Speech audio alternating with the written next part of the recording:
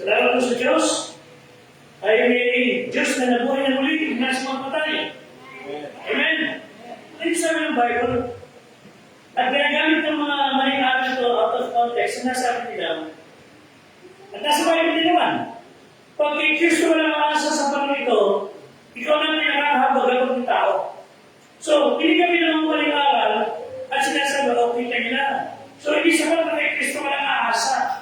Hindi sapat na kay Kristo ka lang mananampalataya, kundi aalin sa sarili namin, papabautis ko nga, at maraming sarili na ito inyong I think it's in 1 Corinthians 15 yata yan. Kaya niya, if it is right, kay Kristo ka lang aasa. Yan natin. Taas natin yung konti siguro. Gusto ko makita niya. The false, mga maling akal. Kung walang talata, out of context, gawang doktrina. Yan ang sasabihin. If it is right,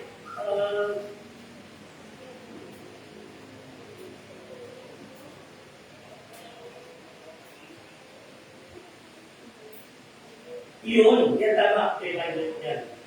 Pero sa Tagalog, pili kami ng mga maling aral para pagpasin na huwag hindi ko na kay Kristo. Tama mali.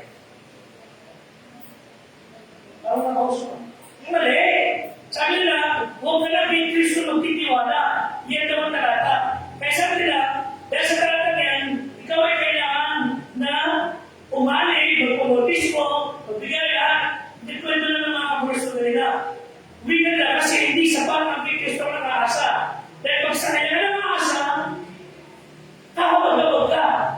Mamatay, pag di talaga nagbibasa ng Biblia, at nakataon nila ng tagod, matataya ka. Okay, basa natin. Basa. Tayo sa kanya nakakalaman ba? Nagbibilig ka, okay ka na. Di ba? Pag ikisyo na ka sa kahawag-hawag ka. Yung talatang yan, tama yan. Kung babasahin mo iba, kaya kung yun ang babasahin mo, at hindi mo babasahin sa mga talata, matataya ka. Sasabihin mo, ano ba na? Sabi ni Pastor Fred, sa mga na kay Kristo kaasa. Ito kapag si kay Kristo kumasa kabagod ka. Tama pala, INC, saksi, etc. And then, basahin yung sumunod. Basa, tatapwa, si Kristo ay hindi mo ay sumapatay, kasi hindi mo kaya muna na nakakapulog, hindi mo kaya, Kristo 1. Sa pagkakasama sa pamagitan ng tao, hindi ng kamatayan, sa pamagitan din naman ang parang ng pagkakay na may sa pagkakay. Tingnan naman ang verse. Sa pagkakay ng pagkakay, dahil natin ang matay, hindi naman kay Kristo natin ang buhay. Okay. Kung kay Kristo ka lang asa, na hindi ka na muli, yung kabababa ka. Nakikinig ba kayo? Pag yung Kristo naman sa Kalbaryo at iniling at hindi nabuhay at tumas sa kanyang simpalataya,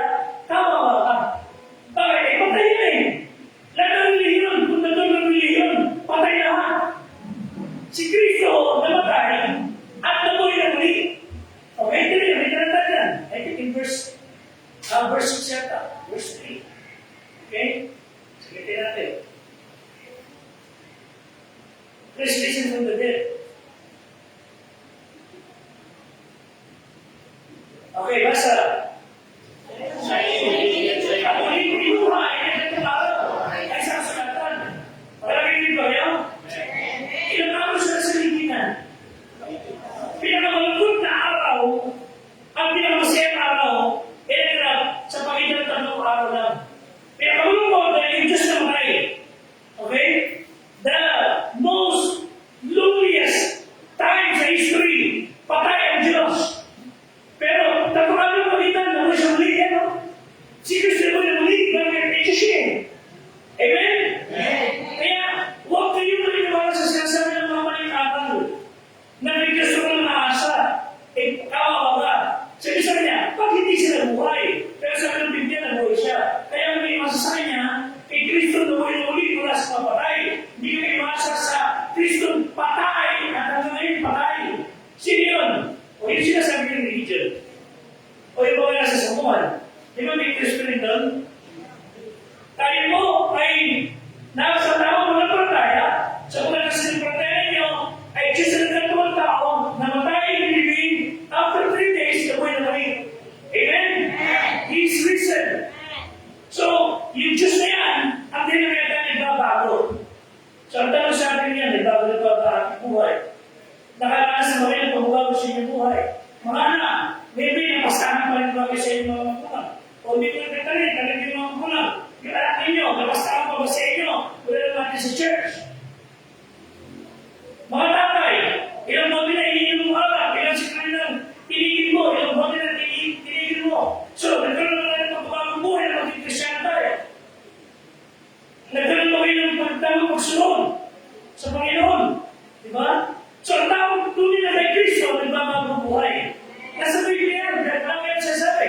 2 Corinthians 5:17, sino mga kay Kristo, bago din na lang. Amen? So, pag binigyan ng babago, bakit di ba kayo Kristiano? Ilan doon, tinigil, sino mga kay Kristo, ang sabi, bago din na lang. Bakit na pag kayo Kristo, inutusan kayo sumusod kayo? Bakit na teacher, inutusan kayo sumusod kayo? Bakit pa kayo nasa ibang mga nagtaglaan nyo, sumusod tayo? Bakit pa kayo sa church? Meron pa na sumunod. Kaya ka na, bakit sa hapon na Diyos, ayaw natin mag-pray na bago kumain. Hindi na magpasalamat bago kayo kumain. Diba? Bago pasalamat ng teacher mo, kahit may sa baba, punta ka sa sinasabi ng teacher mo. Wala na magagawa, pero bakit pa kayo sa sasalita? Ang dali namin sinusuway. Sagot, hindi pa kasi Kristiyan siguro. Amen? Ang tunay na Kristiyan bago nila daw. Ewan ko yan, pero ako'y college, bago ko Kristiyan. Hindi ba Kristiyan, wala pa kailan na linggo, wala pa kailan. Tayo, wala pa kailan kung sa kayo punta. Pero kung yung Kristiyan ako, anay ko talaga. Sabi na namin sa PUP, isip mo Sunday, kailangan kayo Sunday doon. Sabi ko siya, teka, hindi ako pwede, church ang pupunta eh. College ako hindi ako elementary, hindi high school. College. Hindi ko elementary lang, hindi ko sumay sa Diyos eh. Di ba? High school lang, hindi ko sa picture. O, kaya ko ng script ko bigay eh. Pero sabi ko sabi ko pwede Diyos ako eh. Bago sa SMS mo, sabi ko okay lang. Di ba? Ano, pinagsak ko sa military service. Pero ako mga bigyan mo ko na parang mga atin sa reels ko, pero mga atin ako sa church. Nagawa niyo sa parang. So, nakataka na nakapag-college ako. Hindi ko alam ako sa Biblia, pinakawal ko sa ministry. Pero kung sabihin, may paraan para tayo ay makasunod sa Diyos. Bakit? Kristiyan mo eh. Ano mo, bakit hindi gusto sa Diyos? Simple din lang, baka hindi ba Kristiyan? Okay? Tulog tayo ng Panginoon. Alam niyo sa akin na, at sa atin, napakarami mga bata na walang katututo, magparada ng motor, magpapapak ng kaputso, pagkawal ng mga place, magpapal ng drugs, mag-vape, walang ka, ingat-ingat, napakawagas.